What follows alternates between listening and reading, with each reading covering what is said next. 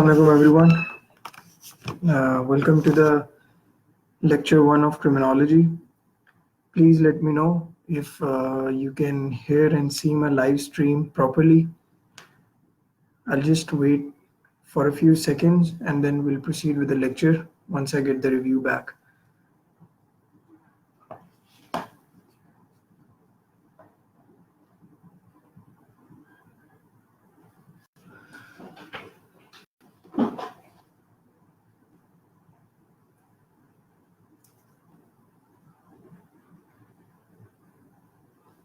If you can hear me, kindly let me know by commenting in the section, because if you do not have any problems, then I'll proceed.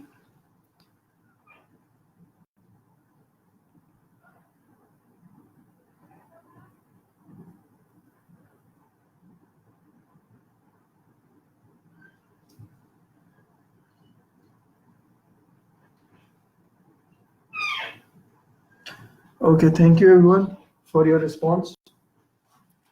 Today we are going to be starting our criminology session, and I hope to cover the syllabus in around 6 to 8 lectures, even though I could manage the lecture in around four lectures, but that would be like too fast.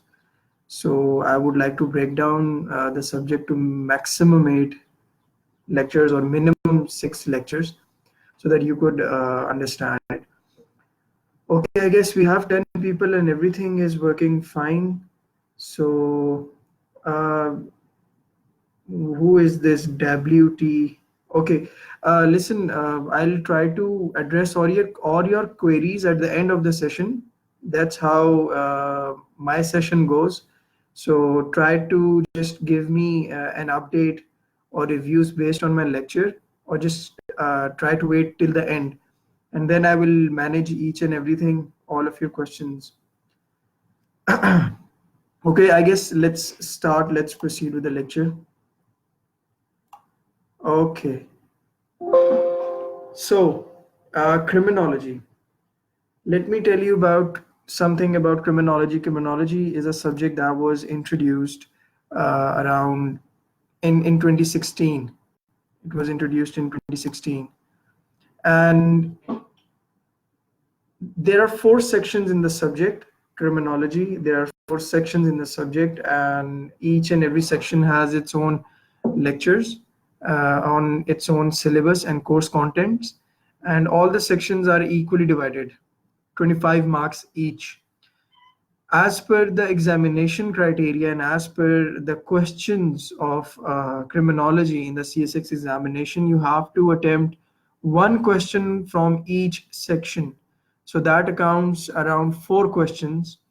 So you're going to be given 8 questions, 2 questions from each section, section 1, 2, 3, and 4. And then you'll be asked to attempt 1 question from each section. Let me try to sort it out, because at this moment I cannot seem to use the highlighter. Okay.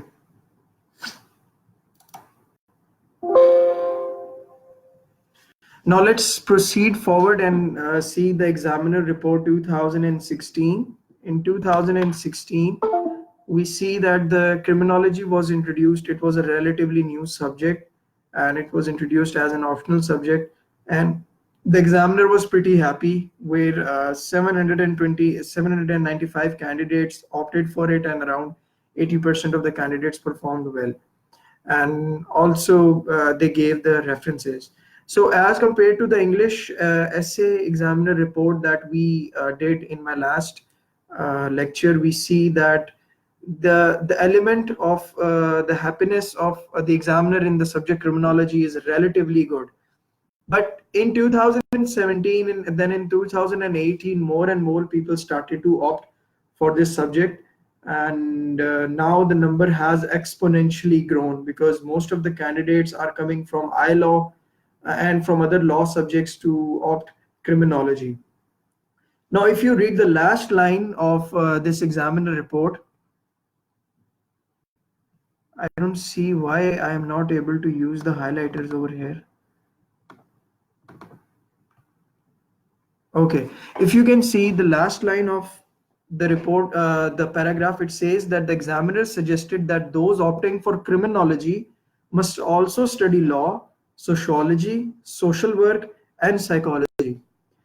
When I gave my first lecture, I told about on basic queries and all that. I told you people about the optional subject selection, and that was that try to pick up those subjects which overlap with each other. So criminology is a subject which overlaps with law, sociology, and psychology at a very larger extent. For example, when we are going to be covering section 1 of our subject, we are going to see that the social element is there. We would be considering sociologists, we would be considering their theories, their social theories. So it would also help us to understand the subject. So those of you who have sociology in parallel to criminology, it is going to help you, and vice versa. This is the section 1. As we can see that there are 4 parts in section 1. I'll be covering the first 2 parts in one lecture and the other 2 parts in the later lectures. So we have around 8 lectures of criminology. So we would be doing or dealing with the introduction, and then we would be dealing with the second topic, which is understanding criminology. Remember one thing, section 1 and section 2 are very important for you people to understand criminology. Section 3 and section 4 are more like the implied side, where you have to cram certain laws, rules, policies, etc. Not at a larger extent, but you have to. But section 1 and 2, they are going to build up your basis, they are going to build up your foundation to understand this subject. Let me just take an update and see that if everything is fine. Okay, okay, perfect.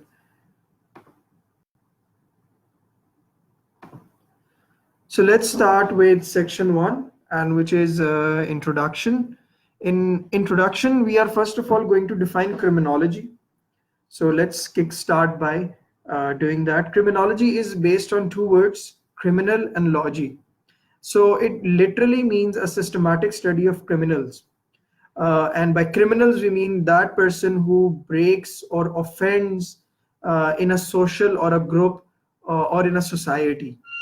So criminology is basically a scientific study of crime. Criminology is a study of those people who perform crime or who exhibit criminal behavior. But that's not it. Criminology is not only the study of those people who are performing crimes, but rather it is also a study of crime. That why a certain crime is happening. What are the reasons behind those crimes? What entails that crime? What could be different dimensions that we could see to that crime? And furthermore, criminology is also a study that once you have identified the crime, okay, what are going to be the laws now? What is going to be the solution? How a crime is going to be dealt in what particular way? So criminology, we could see that it is based on 3 things. It is based on the study of those people who perform crime. It is based on the study of the crime itself, and then it is based on the fact that once the crime has been committed, what are going to be the solutions? How are we going to deal with it? So when we combine these 3 things, we are thinking of criminology in a very diverse perspective. Coming to the second point, we have now I'm going to basically define criminology through certain definitions. And then I'm going to proceed with defining criminology through famous sociologists and criminologists. So if we go to certain book definitions of criminology, or let's suppose we want to define what is crime. So the very first definition is that the crime is the transgression by individuals of rules made by community through its elective representatives, that is usually the legislature. Now in Pakistan, we have the National Assembly, we have the legislature, and what the legislature does is that it does the lawmaking. Once it does the lawmaking, that law basically becomes a part of our society. that if you are going to violate that law, there is going to be a certain punishment, there is going to be a certain sanction. So what is crime? A crime is when you break that law, when you transgress that law, which is made by an elected body in your society. In our country, it is made by the National Assembly, the legislature, and etc. Second definition of criminology is like a crime is a violation of social rules of behavior as interpreted and pressed by a criminal legal code created by people holding social and political power. Again, it has the same resemblance to what I have told you previously, but it would have a slightly different dimension to it. Now, let's go to rural areas. Over there, we at times we do not have an officially representative or officially elected body as we have in the form of a government or etc. Now people over there of high social standings, they are sometimes elected and they are given the opportunity to decide what's wrong and right, which behavior is correct and which behavior is wrong. So even at that point or in that dimension of the society, in the rural area, we see that even laws of certain behaviors are made. So when someone crosses or when someone basically misbehaves in a sense that they are breaking that behavioral code, they are performing a crime. So summing it up, by the first definition or the second definition, we see that you have certain rules, there is a society, those rules are made by someone of high social standing or which is elected through an official channel. Once those rules are created, you violate those rules, you break those rules, you transgress those rules. When you do this, you are basically committing a crime. It is an act which is known as a crime. Now I'm going to give you a definition under certain sociologist and criminologist. We have the first sociologist amongst us, which is Sutherland. And Sutherland said that criminology is the body of knowledge regarding crime as a social phenomenon. Now, it's not a very hard definition to comprehend when he said that criminology is the body of knowledge regarding crime as a social phenomenon, because he is a sociologist. So what he did was that he tried to view criminology from a social perspective. And he said that whatever is happening in your society, you could basically pinpoint this is the reason behind that crime, this thing is happening in your society and that is not happening in your society, and because of this you are looking at criminals, you're looking at crime, you're looking at people breaking the rules and etc. So the definition basically exhibits a sociological bias, and it regards crime to be a reaction to certain set of social factors and causes. In my second lecture we are going to, and even in this lecture we are just going to give you a hint of what social factors, what social causes they entail to certain crimes. And then in the second lecture we are going to basically deal those sociological factors in very detail and with respect to Pakistan, of course. Now we have the second author by the name of Eliot, and he was a criminologist, and he said that criminology may be defined as the scientific study of crime and its treatment. He basically emphasized criminology from a scientific investigation into the nature of crime, and then he stressed it having a practical side. So he not only basically defined criminology or crime, he said that you need to define crime, but at the same time, in the parallel, what you need to do is that you need to have a practical solution to that as well. For example, if I say that there is a society A, from Eliot's perspective, there's a society A, and in that society, let's suppose there is a very specific type of crime. And let's take an example where the petty crimes are very high over there. So I'm not only going to define that, okay, this is the reason by which the petty crimes in society A are more. I also have to give a solution, a practical solution, if I am looking at the definition of criminology from Eliot's perspective. The second criminologist that we have is Taft, and he said that criminology is the study which includes all the subject matters necessary to understand and prevention of crimes, together with the punishment and treatment of criminals. Now, what Taft did was that he gave it one another dimension. Sutherland said, look at the sociological causes. Eliot said, not only look at the causes, but also try to have a practical solution in terms of punishments and sanctions, etc. Taft went one step further, and he said that not only describe crime, not only look at the practical side of creating solutions for the crime, but also look at the treatment of the criminals as well, and the prevention of crimes as well. So we have a step-by-step perspective, and this is one way where you could basically remember these authors. Now let's define crime with respect to multiple variables. And when I say multiple variables, I would want you to basically know what crime is from a social perspective, from a moral perspective, from a personal perspective, and etc. So when you're going to define crime, I have told you before two definitions of what crime is. One of the biggest characteristics of a crime is that it is a public wrong.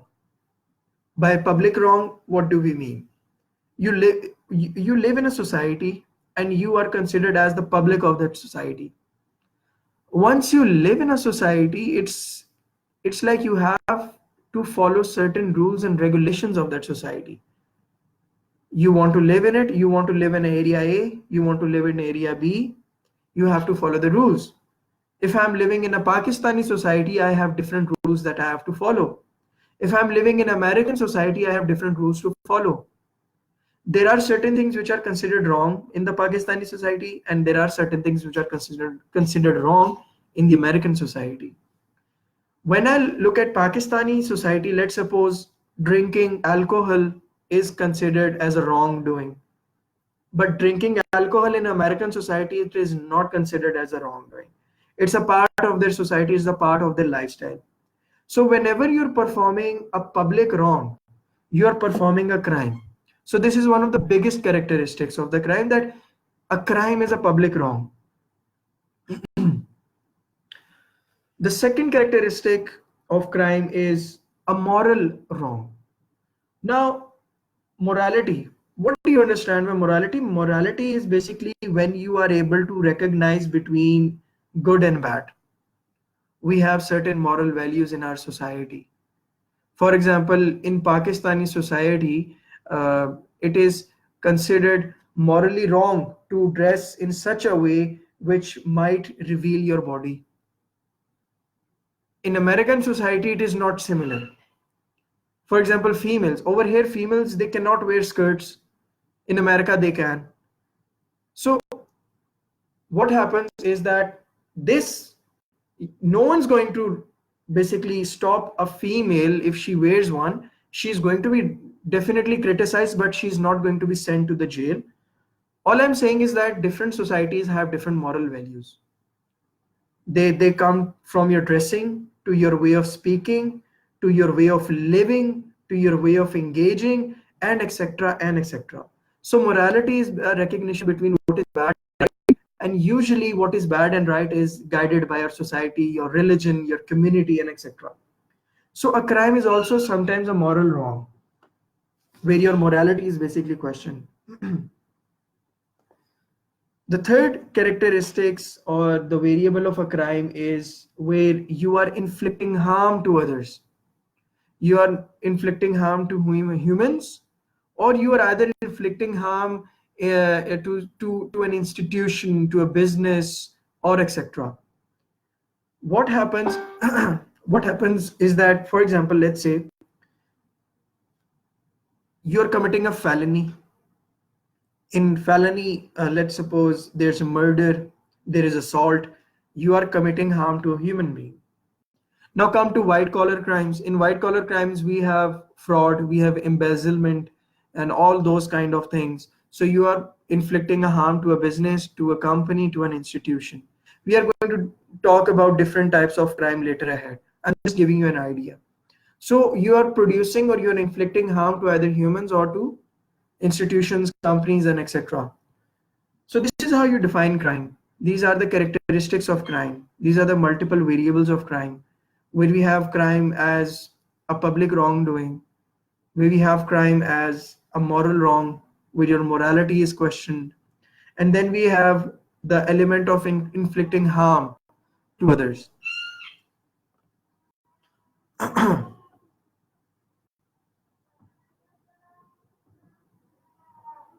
Salam everyone. Memuna Khan, the video is not going to get deleted. You can start from the very start. Do not worry about that. No, we won't delete the lecture from the Facebook. Do not worry, and just kindly give me a hint if you're understanding or if you want me to change any lecture deliverance style.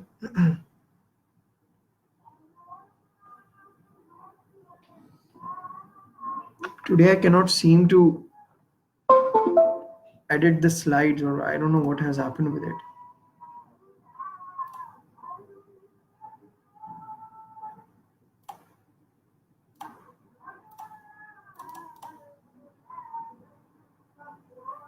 Okay. So we have done with basically what criminology is, and I stressed mostly on the definition of crime, on the definition of criminology, and I told you about multiple criminologists and sociologists, and then I told you about crime, how to define crime, what are characteristics of crime. It is one of the most necessary things that you need to know, because the introduction has its own weightage, and after every section, we'll do a past paper analysis. And once section 1 would be completed, I will tell you what is the importance of introduction, how much you are going to benefit from the introduction if you basically understand it. Okay, the next part of the introduction is crime and criminality. Now, criminality and criminal behavior.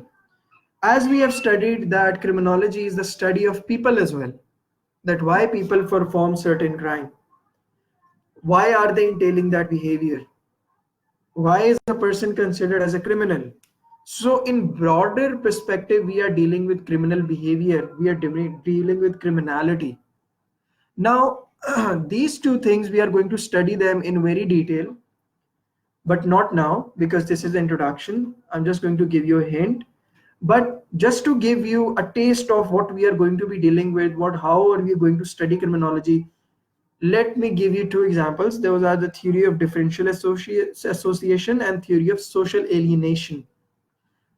These two theories are basically sociological theories which define that why a person A exhibits or adopts a criminal behavior.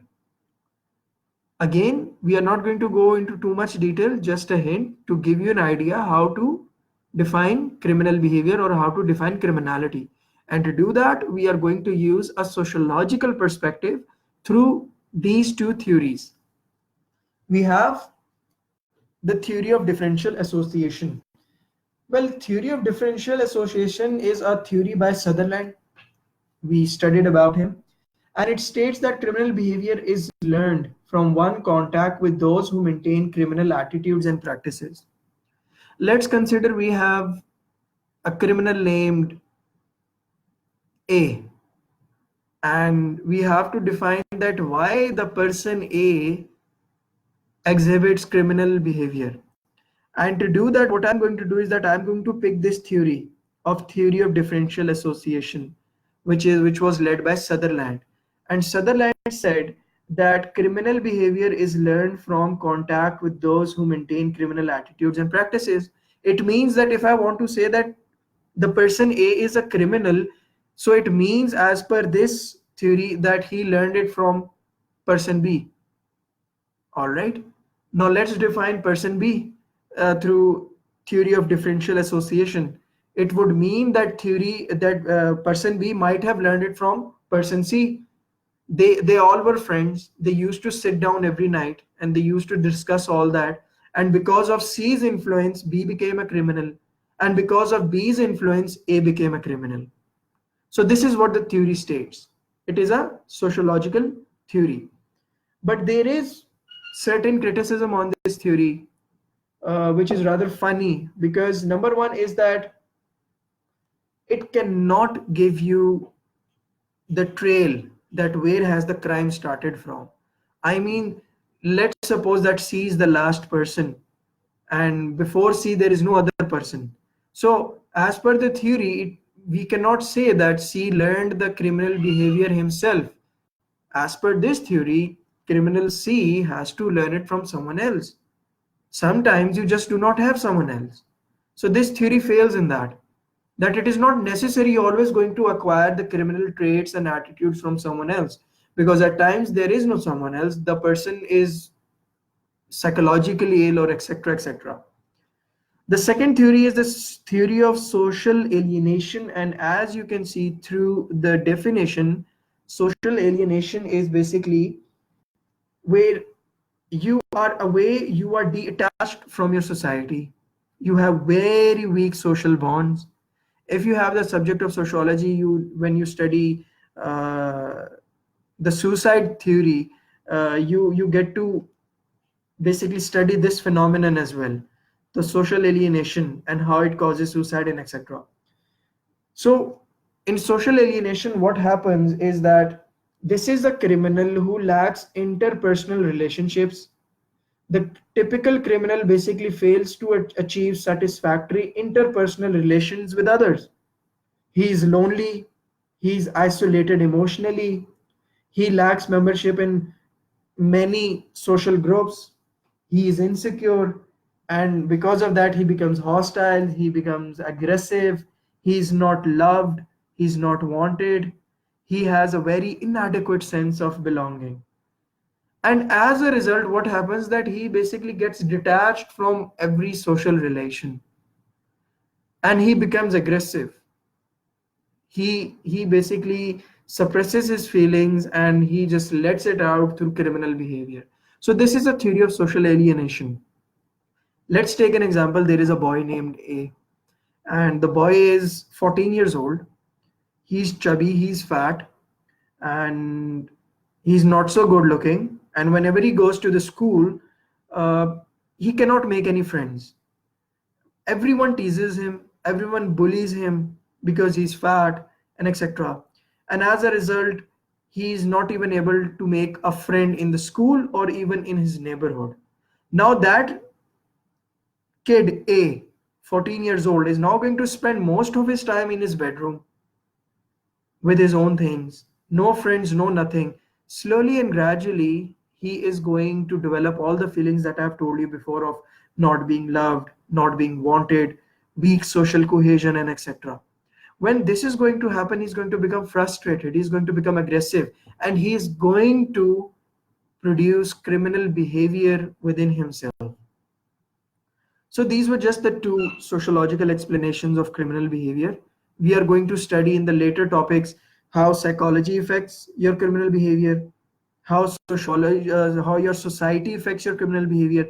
These were like just the two theories. There are like many other theories. And then we are going to see how the physiological aspect affects your criminal behavior within you.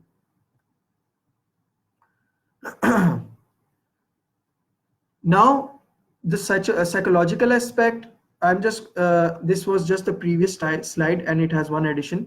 In the psychological aspect, let me tell you, it is more of a psychological explanations. That, for example, certain people are psychos. Psychos in a sense that we have a mental illness, two mental illness, which we call neurosis and psychosis. So sometimes you're born with a psychological illness, and that psychological illness basically inhibits criminal behavior within you. There are some people who go with the psychological disorder where they love to see blood, where they love to see wounds. So to satisfy their needs, they basically harm others. It is a very common psychological disorder and psychological illness found in criminals. So we see famous murderers around the world who go on a murdering spree, they were later found to have psychological illness where they were basically fascinated by harming others. So it was nothing but a psychological aspect. Now moving ahead, and we are going to basically talk about criminal law in understanding criminology, and because it is one of the most important things. For example, as Taft and Eliot, they talked about that you not only need to talk about the crime, but you rather also need to talk about the law which is going to sanction it, which is going to basically produce certain kind of a punishment. But before that, just let me check your comments.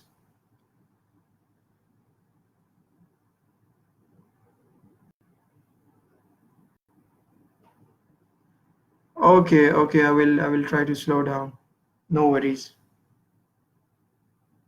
Actually, I try to cover the course in a fast manner is because I try to keep an interactive session at the end. But then again, I got your point and I will try to slow down. Okay, now we have the criminal law, where when I was telling you the definitions of criminologists, Taft and Eliot, we said that they not only defined crime, but what they did was that they said that there needs to be a certain element which deals with the punishment, which deals with the sanctions.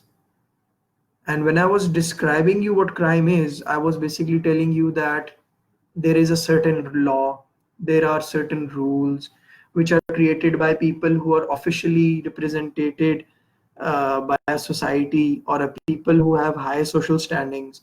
So either way, crime deals with law.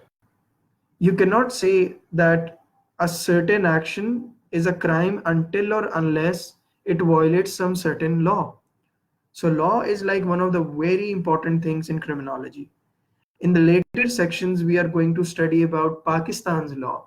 We are going to study about the penal code, the criminal procedural code, the juvenile justice ordinance, and etc. and etc. But we before go to the fact that where we are going to understand what law is, we are going to understand the basics of law. What is criminal law in its type? Broadly speaking, criminal law can be divided into two parts. One is called misdemeanor and other is the felony. Misdemeanor is basically an offense that is considered as a lower level criminal offense. It could be a minor assault.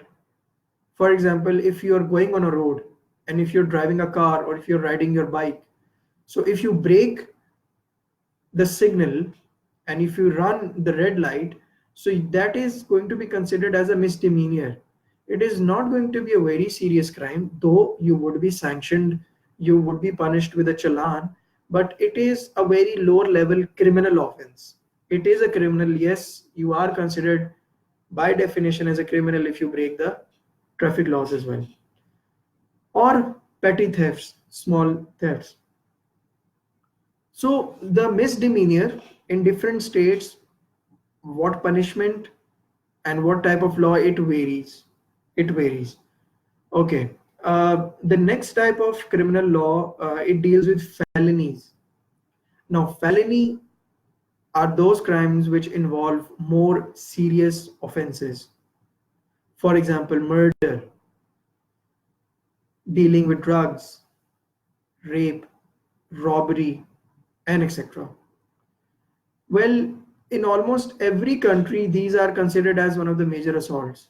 And one of the characteristics of felony is that once you commit a felony, you are going to be sanctioned, you are going to be punished with a very severe punishment. With a very severe punishment. Now, let's talk about the objectives of criminal law. That, okay, we know what misdemeanor is, we know what felony is, but what is the objective of criminal law? There are basically five objectives which we broadly refer to are retribution, deterrence, incapacitation, rehabilitation, and restoration. So Let's talk about retribution. The very first objective of criminal law is retribution. Now, retribution means balance the scales. In when we are going to study about the Islamic perspective on law, we are going to talk about qisas. Qisas means आंख के बदले आंख, हाथ के बदले हाथ, which means whatever the criminal would inflict on the victim, if we are dealing with qisas or if we are dealing with retribution, we want the same to happen with the criminal. So balances the scales. So criminals are basically ought to be punished in same way, and this is widely seen as a goal. So retribution means this. Number two is the deterrence.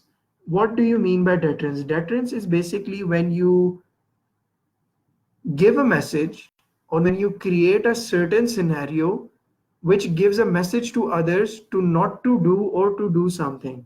Well, in deterrence, we are allowing the other person not to do it. So how does criminal law talks about deterrence? For example, there is punishment. You impose a penalty. In Islam, as per the Islamic punishments, we have very severe punishments. For example, if you commit a theft, your hand would be cut off. If you perform fornication, if you're married or not, then there is the stoning to death, and then there is 100 or etc. lashes to your back or to your body. Now, do we see Islam as a cruel religion over here? Absolutely not. What we see is that the Islamic punishment aims to create deterrence. When you cut off the hand of one person, the aim is to create a deterrence so that the people could see that, okay, if the price of committing a crime or stealing something is like losing my hand, I won't do it. I won't go near fornication if the price that I'm going to pay are like 100 lashes or stoning to death. So deterrence, a deterrence is created. A fear is created among the society or the people that do not perform this crime, or else there is a law which is going to deal with you in this and this manner. So it is a message given to people to stay away. The third aim of criminal law is incapacitation. It is designed simply to keep criminals away from society so that the public is protected from their misconduct. And how do you keep them away? You keep them in prisons. So why are there prisons? We are going to deal with prisons in a detailed manner in section 3 or 4, I guess. But just let me give you a glimpse of prisons. A prison is a way not only to restore the criminals where they live their sentences, it is also a way of their rehabilitation and etc. But it is also to keep them away from the people who they might hurt. So incapacitation is basically achieved through prison sentences today. Then we have the rehabilitation. When we were talking about the two criminologists in the very start of our lecture, when we were defining criminology, we saw that they were talking about theft was basically talking about the fact that there needs to be a rehabilitation process. Now, what is rehabilitation? It is basically transforming an offender into a valuable member of the society. The primary goal is to prevent further offenses by the same offender. If there is a person A and that person is fond with robberies, he is a thief, if he is going to get punished under certain law, he is also going to be rehabilitated in such a way that we want him to come back to the society, but not as a thief, but as a responsible person. And to do that, we might give him some employment, we might give him some psychological lessons so that we could basically divert his mind away from robbery to basically earning money through the right way. So this is rehabilitation. Rehabilitation is usually done to those prisoners who are psychologically ill.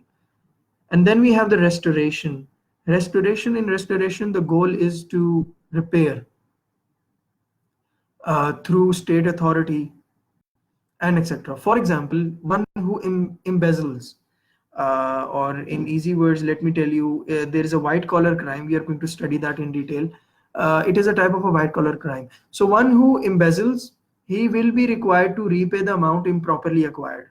For example, if I do a fraud with the Bank of Pakistan, and what I do is that somehow through their online transactions, through their online banking, I input fake accounts, I input fake credit card numbers, and I then take out some money from the bank.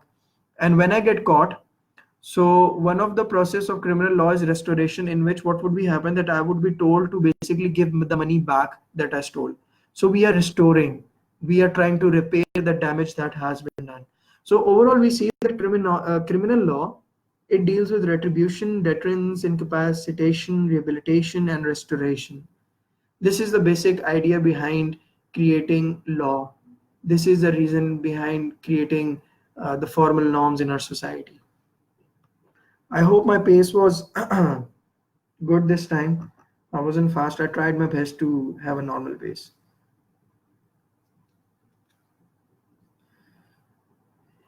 Incapacitation means simply putting the person in a prison, and by putting that person in a prison, you are keeping that person away from the society because he is inflicting harm. That is what incapacitation is.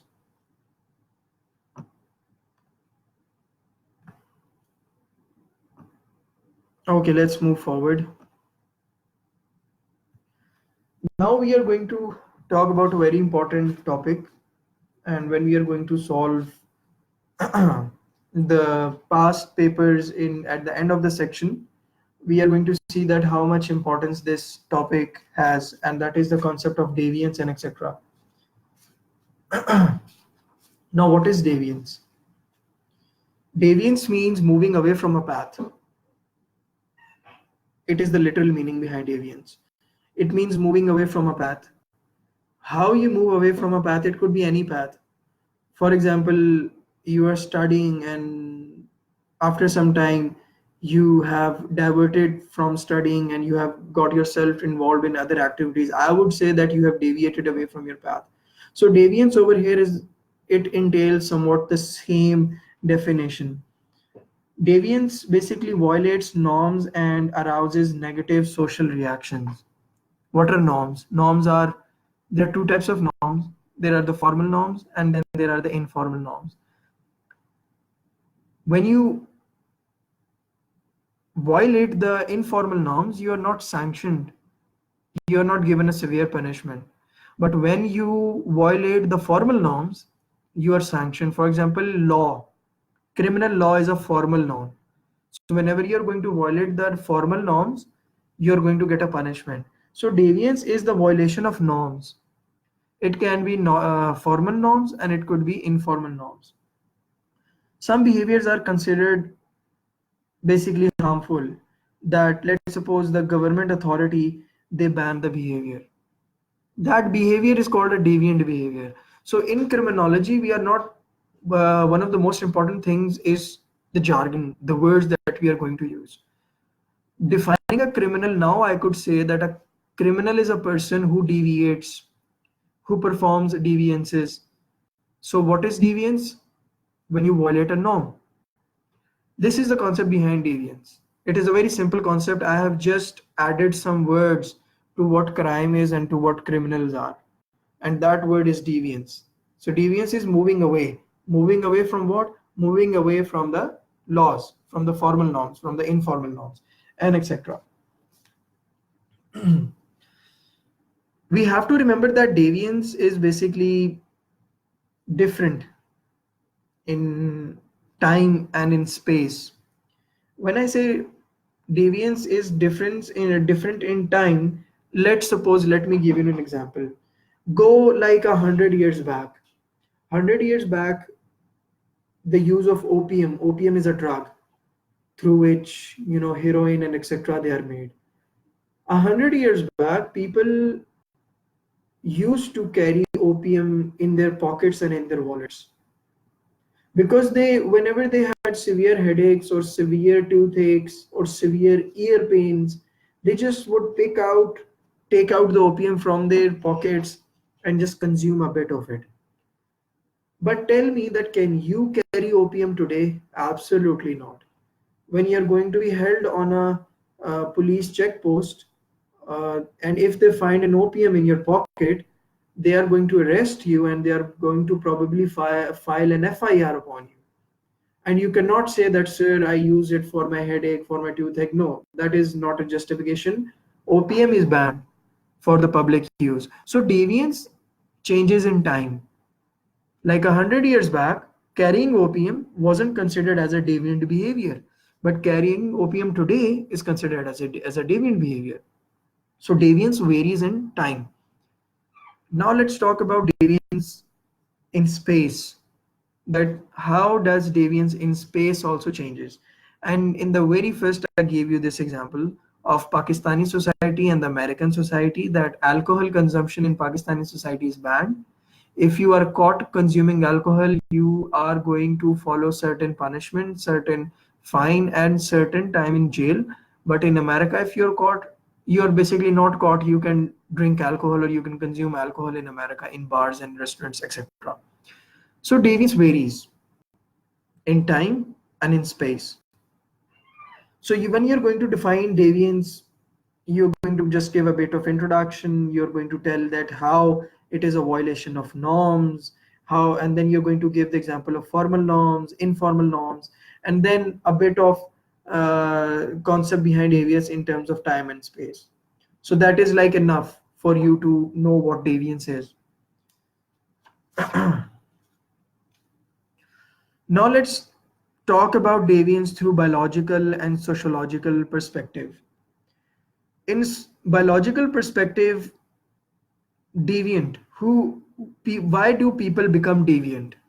Why do people transgress? Why do people violate the norms? Let's talk about biological perspective. In biological perspective, again, we are going to deal with psychological, biological, sociological, and physiological in very detail. Over here, I'm just giving you an overview. So how does a biological element entails deviance? There was a very famous biologist and a psychologist known as Cesare Lombroso.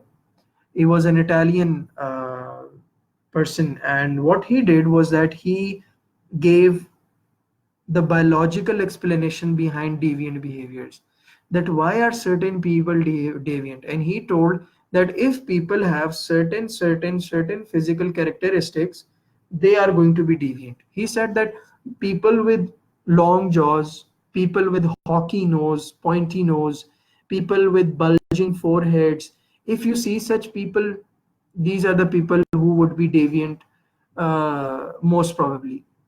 So he gave this biological example. And from a sociological perspective, we studied previously that why are people socially deviant, or why are people deviant? Why? There is a social alienation theory where we say that, okay, this person is not socially bonded to the society, so he might become deviant. How deviant? He might commit a crime. And then we said that there is a social differential theory where why a person becomes a deviant person, because he is in the company of those people who have certain criminal characteristics and attitudes. So we define deviance through these perspectives as well.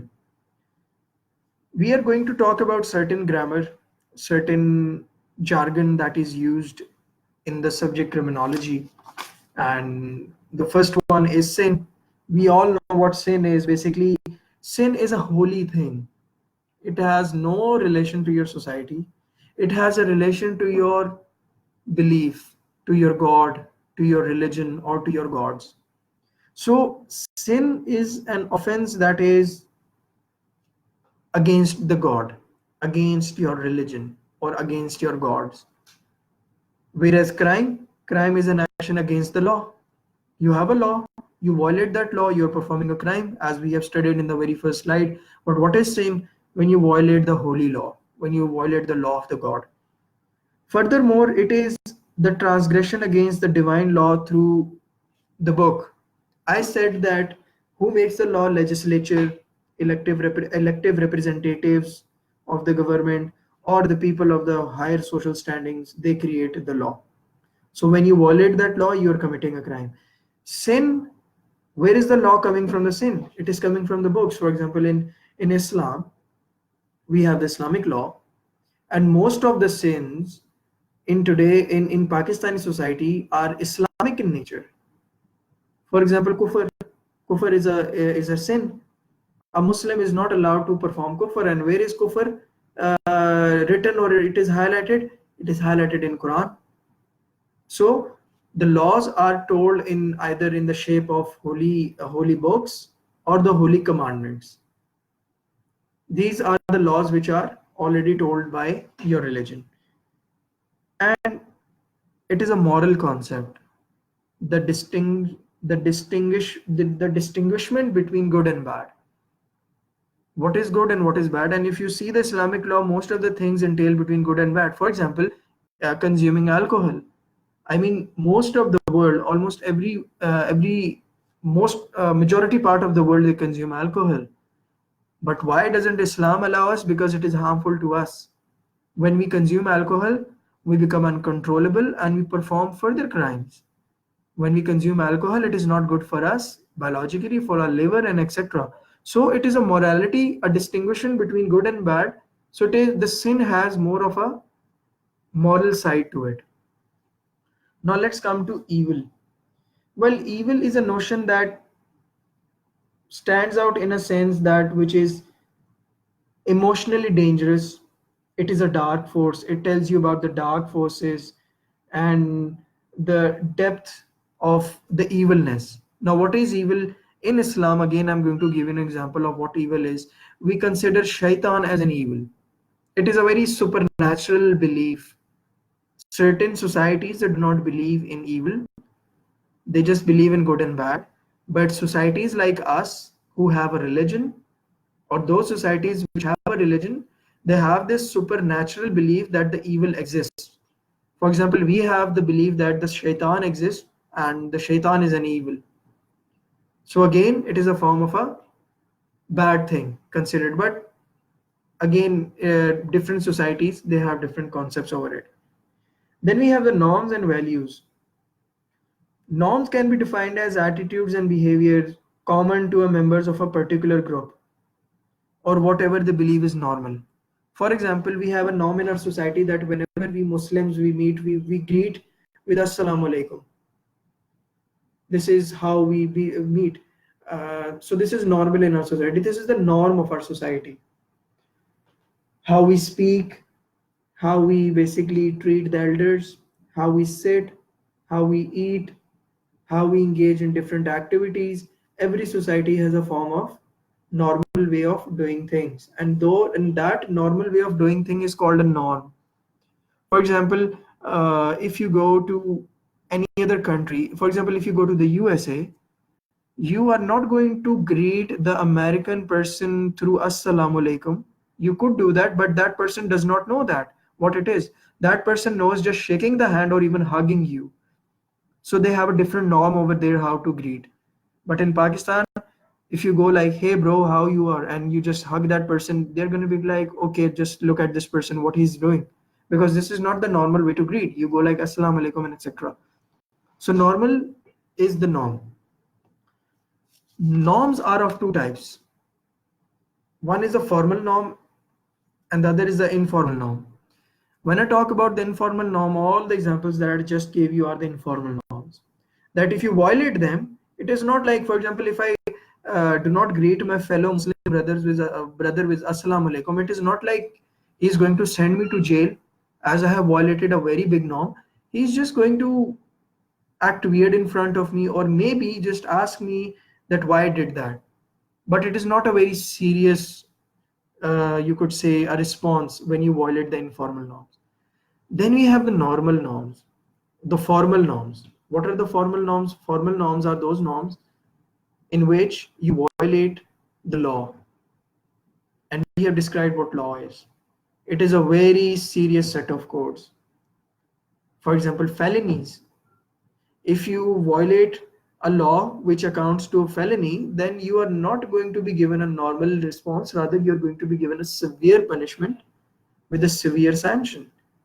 If you have committed a murder, you would be given a life imprisonment plus certain a very heavy fine and etc. So these were like the basic fundamentals behind the subject, crime, criminology, what criminal law is, how we define crime, and then I gave you certain examples. Before proceeding to the last slide, I would like to see that if you have any ambiguities up till now. आराम हुसैन, मैं आपको and पे समझा दूंगा इनकैपेसिटेशन की, आप मुझसे and पे दोबारा पूछ लिएगा.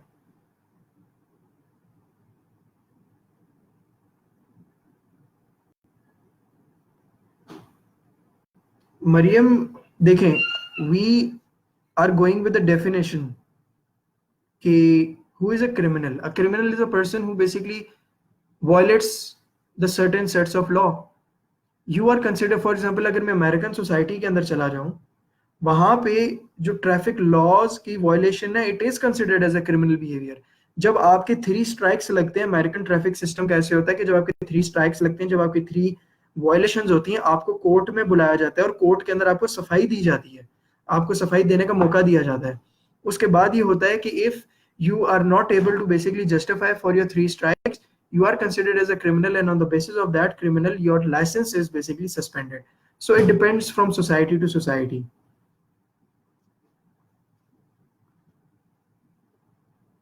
Vice. Did I miss that? Okay, sorry. Yes, I missed vice. Vice is basically a category of crime, but not all of the vices are considered as a crime. For example, kite flying. Now, kite flying is not considered as a very severe crime up till now, but like 3 to 4 years back, it was considered as a crime, as in people were against this, but still it wasn't a very serious crime. You basically, in vice, you inflict harm to individuals. For example, gambling. In gambling, you are committing a crime, but it is not a very serious crime where the society is damaged. It involves immorality actually. Vice is a type of crime, but not all crimes are vice.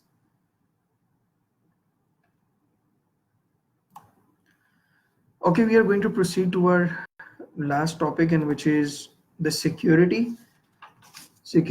And I'm just going to give you a basic definition of what security is and what is the definition of security under the UNDP. Security is basically a sense of feeling secure, or at simplest level, we could say that security may be defined as the quality of state of being secure, or freedom from danger, freedom from fear, or freedom from anxiety. So when you are free, or you are given a sense of freedom from danger, from fear, or from anxiety, so we say that you are given a sense of being secure.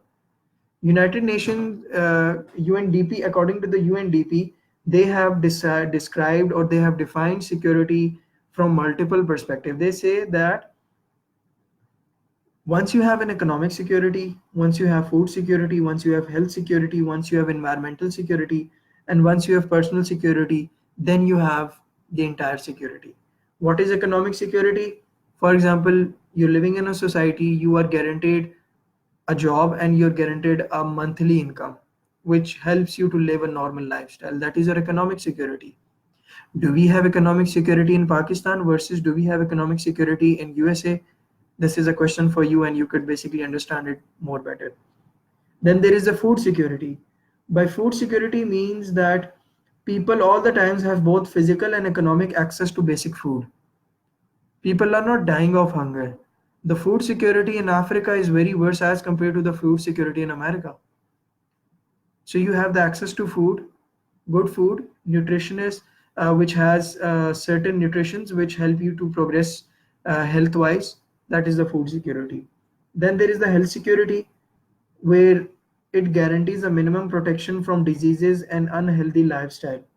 For example, in developing countries, the major cause of death is traditionally are infections and diseases, etc. So when your country or when your society takes certain measures in which your health is safeguarded, you are not subjected to certain diseases which causes death. That is your health security. Health security, let's suppose we say that in Balochistan is very poor. How come? Let's go to those areas where there is coal mining. In coal mining, what is the health security of the people who, or the laborers who are working over there in the coal mines? You're going to get an idea what health security is. Then we have the environmental security. Environmental security is where your society or your country or your region, they take certain measures to cope up with the environmental disasters. Global warming is one of the biggest environmental security reasons of the entire world. And whatever the countries are doing, they are just, for example, planting more trees, uh, initiating conventions where certain steps are taken by the country to remove carbon dioxide or to decrease their carbon emissions. So what is happening? They are improving their environmental security. And then we have the personal security, which basically aims to protect people from physical violence, whether from state or external state or from individuals and etc. This is the concept of security. With this last slide, what I now did was that I just covered one of the very basic fundamentals of criminology. That what are going to be the things that you would be needing to understand the subject?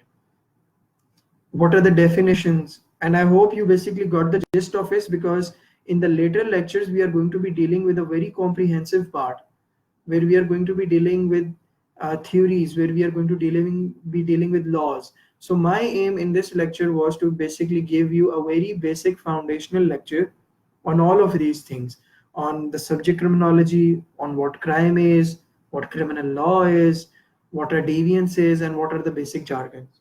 So now what I want you to do is to pose your questions, and whatever issues you have, you can write them down into the comments, and we are going to have an interactive session right now.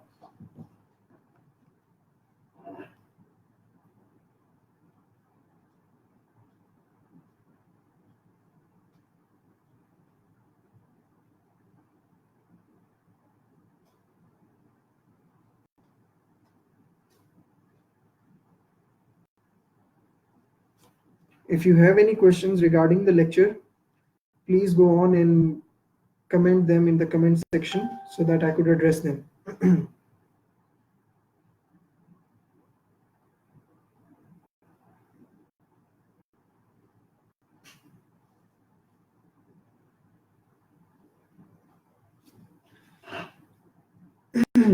देखिए, we have a question. Okay, it is basically a reply. Okay, it was a question by W, whatever that name is. So Saddam Saeed replied to that question. Okay, good. Thank you.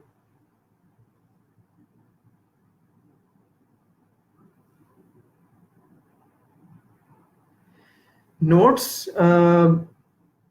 If you could refer me, Danish, which notes are you talking about? But criminology is a very conceptual subject, and for that you need an in-depth reading to understand it.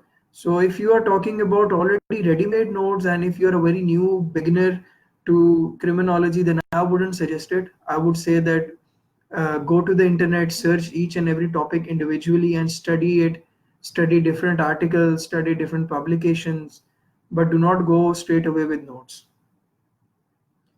Ali Rizvi, as for now, there is one book that I know, and it is a book by World Times by Samuel Hassan Rana. It is a good book. It covers your sections, but I wouldn't recommend to go all the way with this book. Go to the internet and also search diversely as well.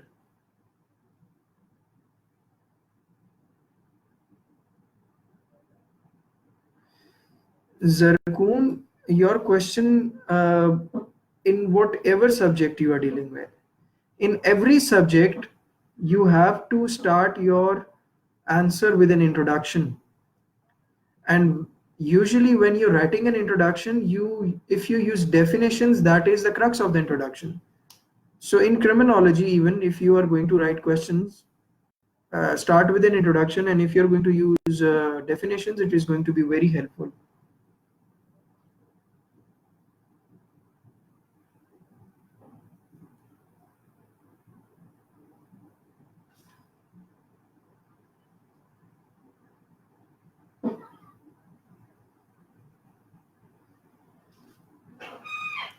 Ali Rizvi, yes, I can. I will just give you a brief summary about that. Taft was a criminologist, first of all.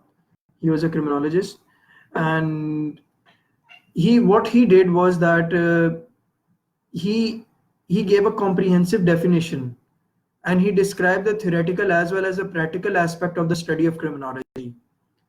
And according to another noted sociologist, Webster, the science of criminology may be described as a scientific study. So basically, Taft was a criminologist and also a sociologist, and he worked on the work of other sociologists in determining crime, but his most of the work was on the preventive measures and on the treatment of the delinquents and criminals.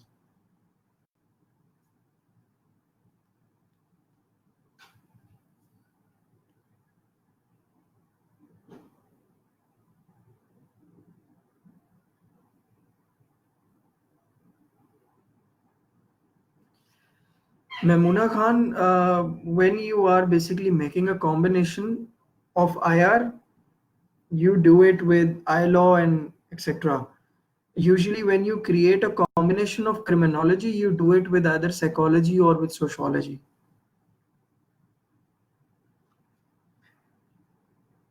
Assalamu alaikum, Adeem Barlas. People, Adeem Barlas, the qualifier of CSS 2018 has joined us.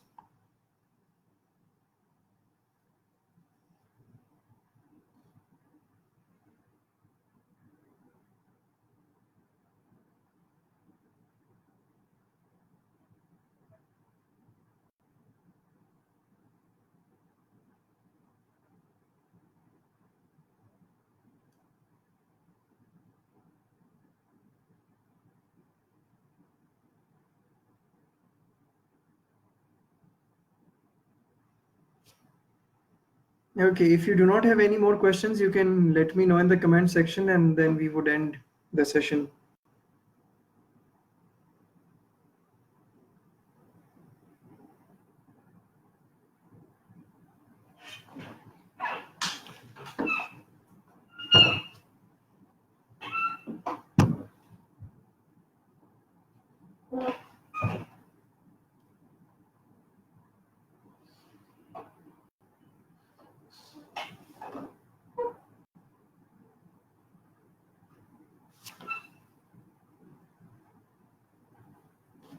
Ali Rizvi, I told you about the book by Samuel Hassan, but this I wouldn't recommend the book in a sense that it is not going to cover your course for you, but it is a book that you could use as a reference.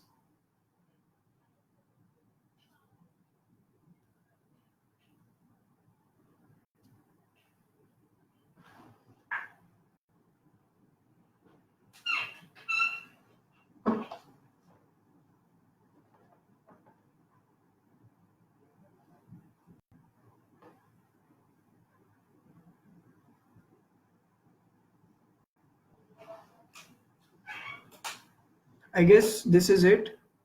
I'm not getting any more questions, so I would like to end the session. If you have any recommendations and if you have any feedback, please mention that in the comment. And this was the first lecture of criminology, and I'll be proceeding. I will try my best to conduct a lecture after one day